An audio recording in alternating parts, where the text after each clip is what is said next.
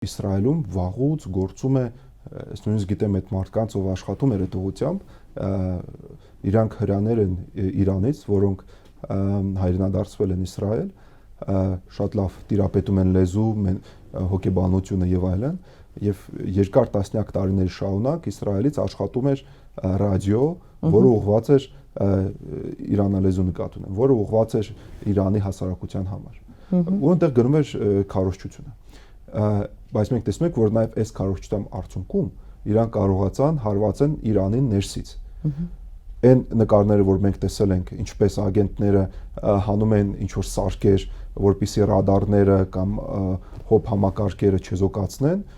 նախապատրաստեն Իսրայելի արդեն հարվածը։ Իրանք հենց ագենտներ են Իրանից, որոնք գործում են կամ գետնի վրա կամ Աֆղանստանից եւ այլն մտել են։ Հասարակության հետ հետախուզությունը շատ ակտիվ աշխատում է Իսրայելի հետախուզությունը նկատի ունեն։ Եվ համար 1 նպատակը, եթե դա հաջողվի, ասում պլան մաքսիմում, ոչնչացնել այդ պետությունը։ Իրանք դա ուղիղ եւ պարզ նշում են, որ Իրանը իրանց համար էգզիստենցիալ խնդիր է եւ իրանք չեն սահմանափակում բալիստիկ հրթիռների ծրագրով, միջուկային զենքի ծրագրով, դա չի հիմնական նպատակը, եթե կարող են հասնեն, որ ոչնչացնեն Իրանը որպես պետություն, դա Իսրայելի, ասենց, զադաչու մաքսիմում։